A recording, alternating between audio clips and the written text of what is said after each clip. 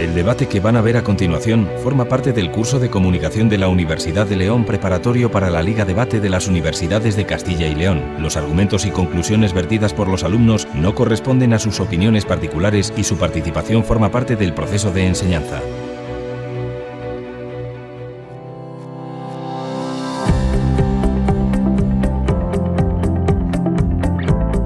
Bienvenidos. Hoy debatimos con alumnos de la Universidad de León y debatimos sobre eutanasia.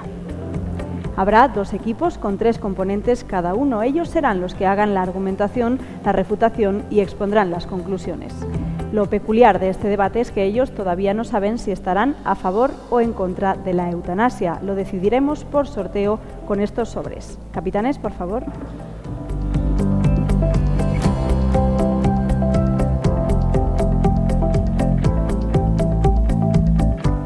El equipo A defenderá el no y el equipo B defenderá el sí. Comenzamos. Argumentaciones. Andrés Catelo, del equipo A, defenderá el no y Sara González, del equipo B, defenderá el sí. Tienen 3 minutos cada uno.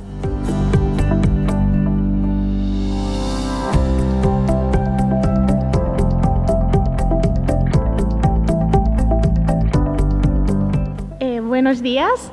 Para empezar, sería útil definir la propia definición de eutanasia.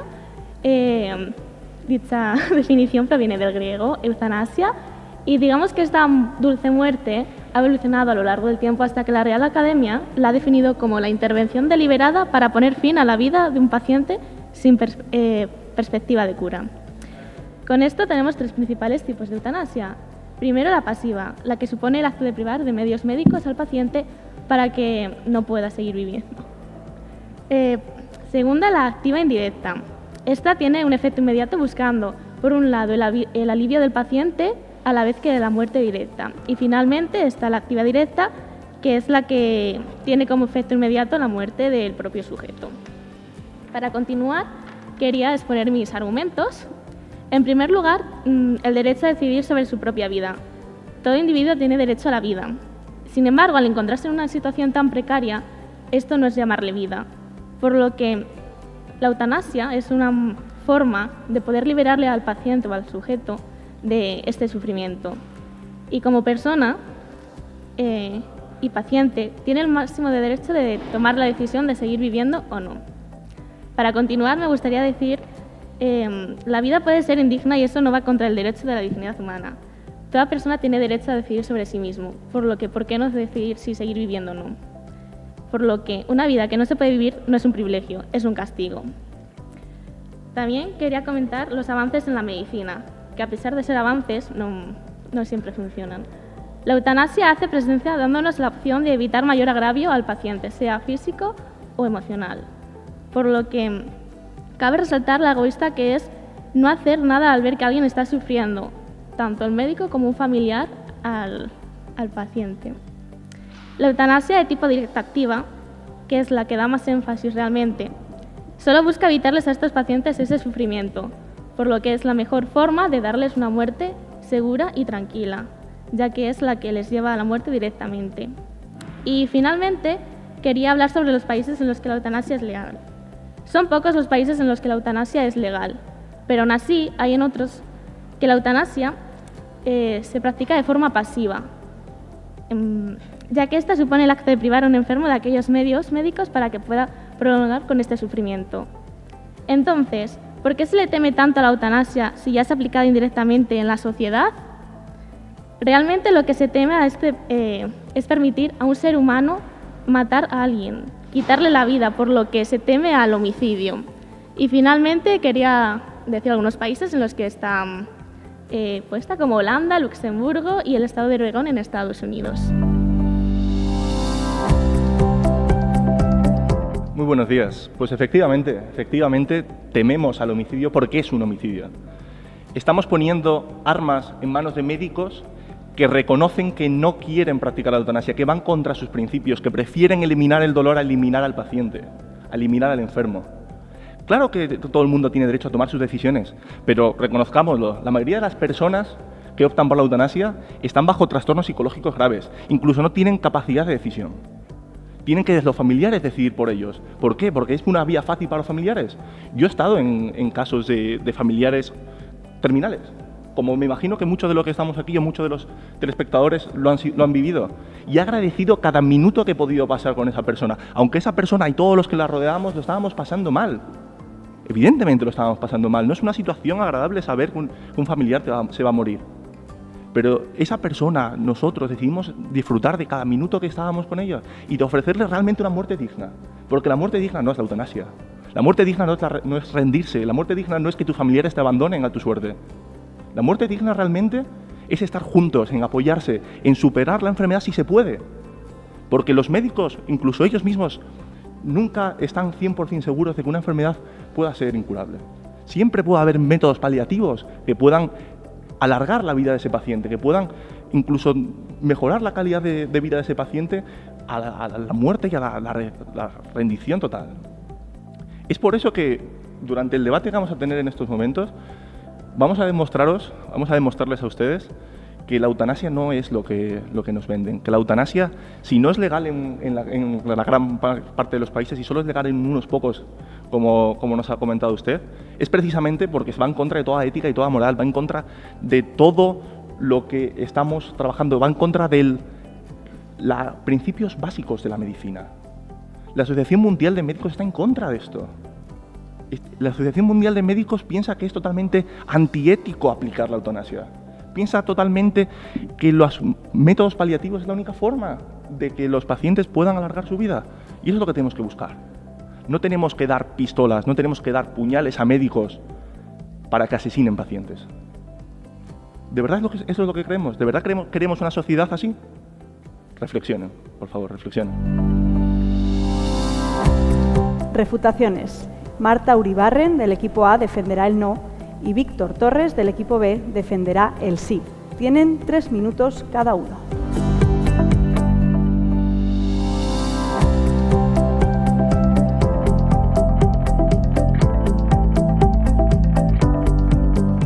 La muerte es un castigo para algunos, para otros un regalo y para muchos un favor.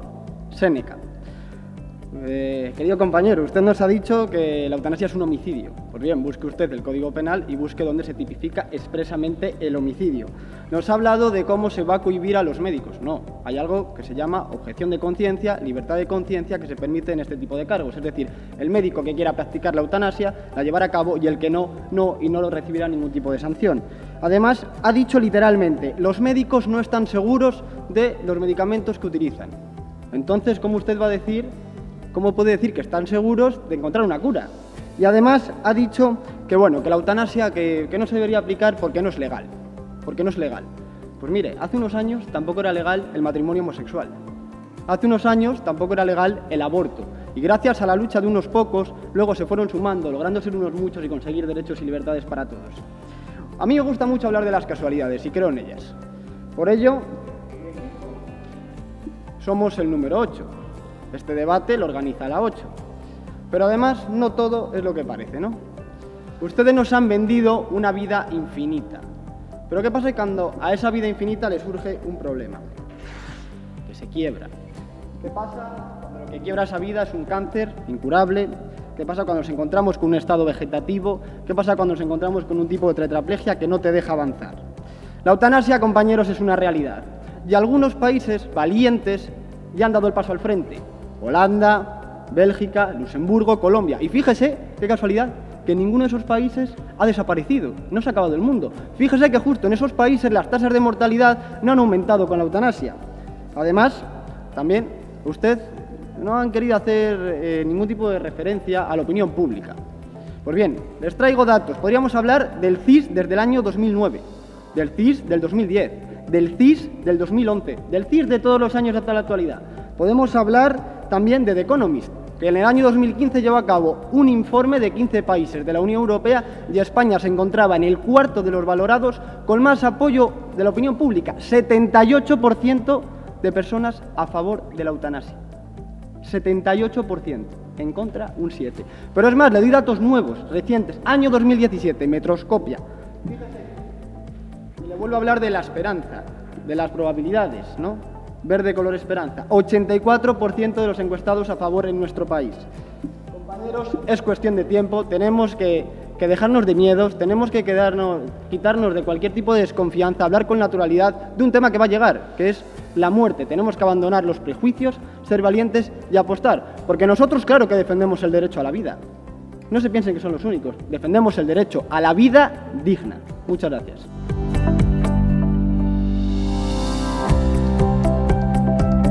Bueno, después de lo que has dicho, te informaré de que hace poco salió un artículo en El País de un anciano que asesinó a su propia mujer por estar en estado de demencia, lo cual me parece que atenta totalmente contra la moralidad de las personas. Y bueno, nadie me puede discutir que la vida es el bien preciado más importante que se nos otorga. Entonces, ¿quién puede jugar a ser Dios y a quitarnos este bien? Bueno, y cómo afecta también a los médicos. Es decir, un médico que se ha formado para salvar, para curar a personas.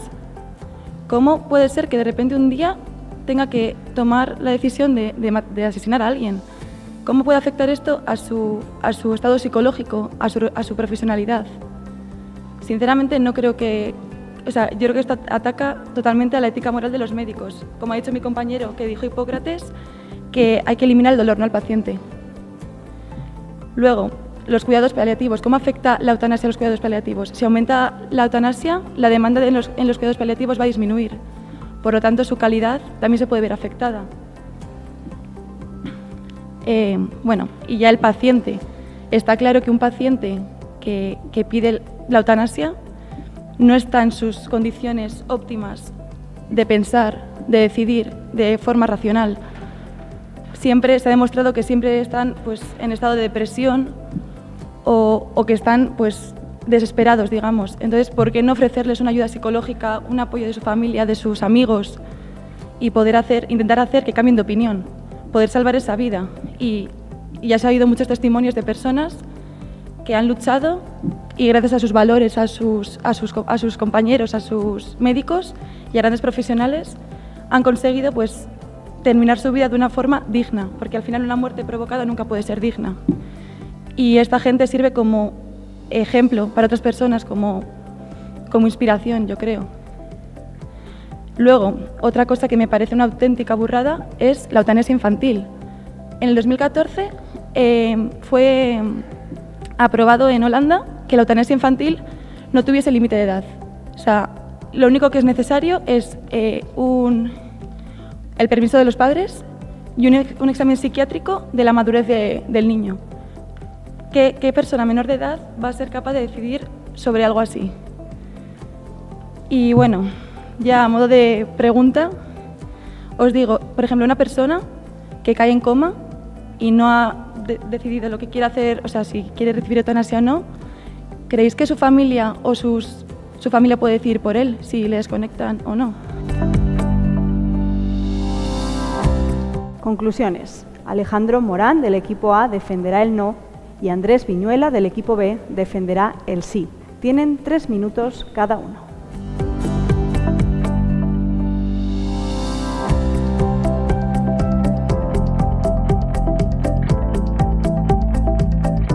Bueno, buenas a todos. Tal y como hemos expuesto desde mi equipo, la eutanasia es un término que lo que define es una muerte dulce. Bien, ¿cómo podemos mantener a un enfermo del que, como vosotros habéis dicho, no conocemos o los médicos no conocen qué enfermedad puede tener o hasta dónde puede llegar? ¿Cómo podemos intentar curar a las personas si no sabemos qué tratamiento se les puede imponer a esas personas? Toda persona tiene derecho a decidir sobre su propia vida.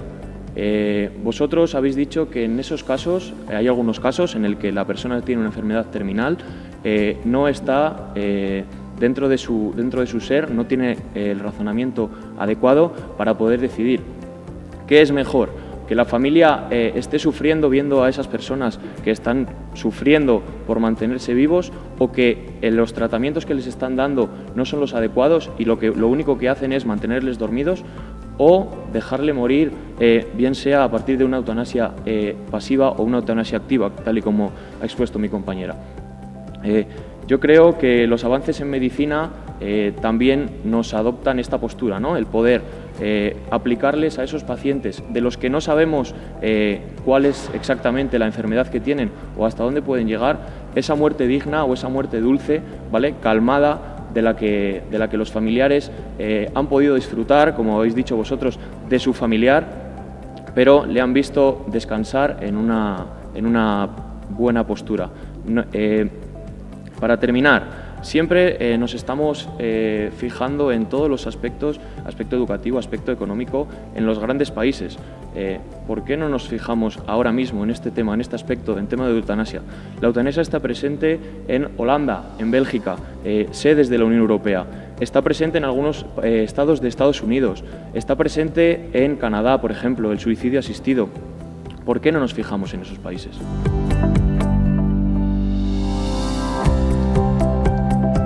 Estamos plantea en este caso el grupo ponente, cuál es el alcance de las decisiones de la persona sobre el final de su vida y cuál es la misión de los profesionales sanitarios en este punto. Y en este debate, es verdad, intervienen pues, diversos grupos como profesionales, medicina, sociólogos, juristas e incluso políticos. Nuestra perspectiva es esencialmente humana y no podemos olvidar que esta engloba dentro de nuestro marco jurídico constitucional. Y es que la eutanasia están comprometidos derechos fundamentales como es el derecho a la vida, el de la integridad moral y física, y los principios de la dignidad humana y el libre desarrollo de la personalidad ideológica y religiosa también. Tanto el Tribunal Constitucional como el Tribunal Europeo de los Derechos Humanos mantienen que el derecho a la vida no incluye el derecho a disponer de ella. Esto es, el derecho a la vida no incluye un derecho de libertad que incluya el derecho a la propia muerte. Esto no existe. Y he de añadir una sentencia que declaró que la vida como derecho fundamental, artículo 15 de la Constitución española, debe defenderse incluso contra la voluntad de su titular. Y en base a esto condenó a la Administración Penitenciaria a alimentar de manera efectiva a los reclusos en huelga de hambre. Además, que alguien quiera morir no conduce sin más a que alguien pueda matar. Una cosa es dejarse morir y otra, muy diferente, es pedir a un tercero que cause la muerte. Si reconocemos el derecho de una persona a obtener ayuda a la hora de morir, simétricamente estamos reconociendo el derecho a otra persona con obligación de matar, ¿no? A veces, señores y señoras, las palabras no son simples envoltorios para ayudar a quien escribe y habla, sino que son un instrumento para entender lo que las cosas son y no son. Y yo como jurista no entiendo que estemos hablando de el derecho a la muerte, cosa que no existe, sino como un derecho al propio homicidio, como muchas publicaciones de expertos ponen de manifiesto. En la eutanasia se implica necesariamente una tercera persona, que además es un personal sanitario, una persona en la cual la sociedad encarga el cuidado de las personas más débiles y vulnerables por estar en situaciones de enfermedad, y esta queda latente cuando la Asociación Médica Mundial expresa su total desapoyo a esta medida, la eutanasia, en base a los principios éticos, y pide encarecidamente el uso de cuidados paliativos. ¿Qué le decimos a la persona que decide vivir y decide luchar? Que su vida no es digna, que no va a vivir dignamente. Nadie quiere sufrimiento, nadie quiere dolor. Y es por eso donde aquí entra en juego los cuidados paliativos que permitan una muerte digna para aquellos casos donde las enfermedades tienen carácter irreversible. Gracias.